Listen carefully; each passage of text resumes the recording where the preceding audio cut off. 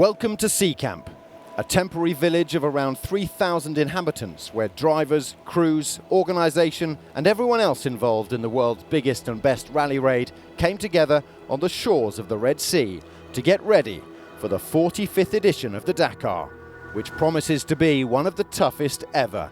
Nearly 5,000 k, 15 days racing and a marathon adventure through the empty quarter.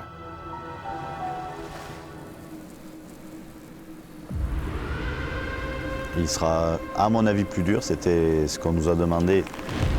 On s'est engagé à faire. Je crois qu'on y est. Il faut qu'il soit assez long, assez dur, assez beau. Il faut qu'il y ait tout. Le rallye s'est adapté à la génération d'aujourd'hui. All of these moments along the way and the harder times that you have, it just makes the feeling more great. Il y a une génération de pilotes très rapides. Full gas now. Surtout, il y a une émulation parce qu'ils sont 10, 12. À Dakar, réellement, ça se gagne pas, c'est les autres qui le perdent.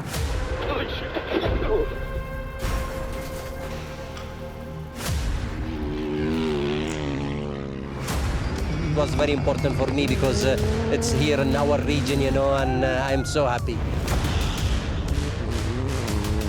Des endroits qui deviendront aussi des références plus tard dans le rallye. Il peut pas rien se passer.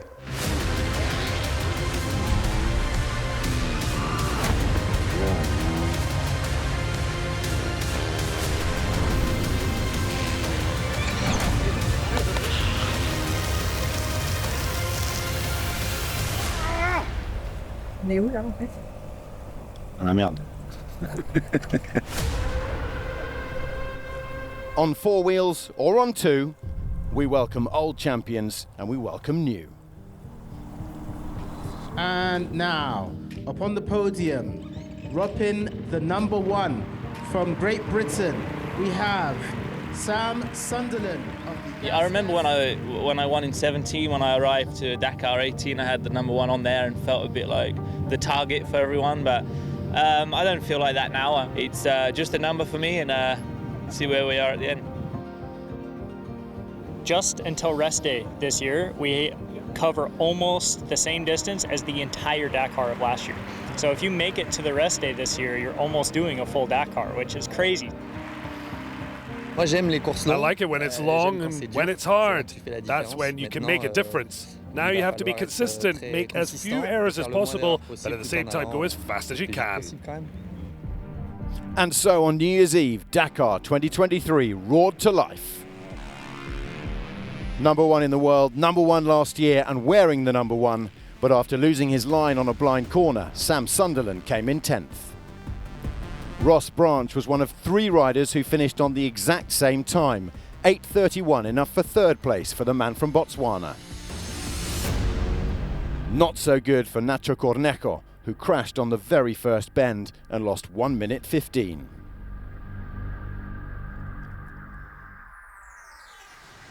Never missing an opportunity to make us smile, Red Bull Gas's Daniel Sanders went one better than Branch. The Australian won 2 of the first 6 stages before abandoning last year, and he's looking good again. But it was his compatriot, 2016 and 2019 champion Toby Price, who won the day for KTM. His time of 8 minutes 22 was a single second faster than Sanders. All in all, felt good. The track was really slippery. I almost had 2 good moments, and yeah, all in all, yeah, we're here in one piece. It's you can't win it today, but you can definitely throw it away today. But we're happy. Bike feels good. We feel good. So let's bring on day one. The price was right for Toby, and in the chase, Sanders, Branch, Berreda and Benavides. And come on down, rookie South African Mike Doherty in 9th. Next to spin their wheels of fortune, the quads, starting with the contestant who won the jackpot last year, Mr. Consistency, Alexandre Giroux. The reigning world champion has yet more to celebrate tonight, Prologue top dog on his Yamaha. Behind him, Brazil's Marcelo Medeiros, who won 2 of the final 3 specials in 2022. Daniel Bilabakes, third today, is a rookie and competing in original by Motul, meaning he has no technical assistance for the entire course. In the cars this year, we're seeing last year's champion on a bike. Hope everybody can respect, the corner.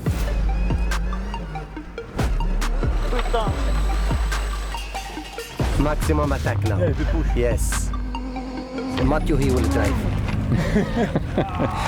But with so much at stake, it's not all fun and games on New Year's Eve and New Dakar's Eve. Victory is always the focal point. Team Audi is stronger than last year, so we can allow ourselves to dream of victory. Why not? I finished 3 times on the podium, 2 times second, so the goal is to fight for the win. We never know in the Dakar, it's difficult to do some real predictions. We did a lot of work this year on the car, but again, so has everybody else. Audi have improved their car, BRX have improved their car, so I think it will be a tough fight up in the front. As with the bikes, the top 10 cars in the prologue have the chance to pick their starting positions for the first special. Saudi driver Yazid Al-Raji is in that group, having finished 7th. Reigning and world champion Nasser al-Attiyah finished 4th in his Toyota, as Audi loudly said howdy to Saudi, all 3 of the e-trons in the top 6.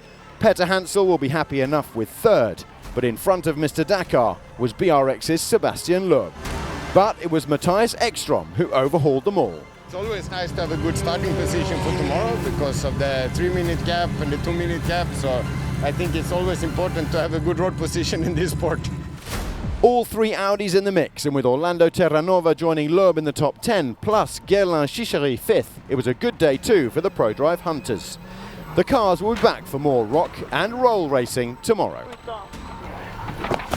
Eric Van Loon and co-driver Sebastian Delaunay drove away, losing 6 minutes 47, but will take to the start tomorrow. There's plenty to look out for in T3 and T4 this year. I'm looking at everybody. I mean, Chaleko, he's fast, Seth, obviously, so Raucus, a lot of guys. Finger crossed, for sure. We will fight hard as possible, pedal to the metal, and, target, it's only one Dakar. Obviously, there's a lot more pressure on me. I have a little bit of confidence now. I don't have the utmost confidence because I know all these drivers are such amazing drivers and anything can happen in T3 class. So I'm just excited to go out racing and go have some fun. And Seth did have some fun. 8 minutes 51 seconds of it to be precise, which was 2 seconds slower than Cristina Gutierrez, who took her 2nd Dakar special after a maiden victory in 2021.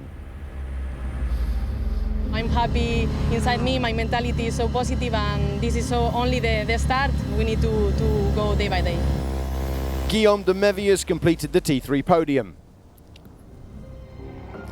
The fastest time in the T4s was set by the favourite and 3rd last year, Red Bull factory rider Rokas Bachuska. But look at 4th, 5th and 6th, family fortunes, as 18-year-old Eric Goxal beat his uncle and his dad. The big beasts were out on the course today, and with the absence of Kamaz this year, it's wide open. 5th last year, Janus van Kasteren was 3rd, a single second behind his countryman Mitchell van den Brink.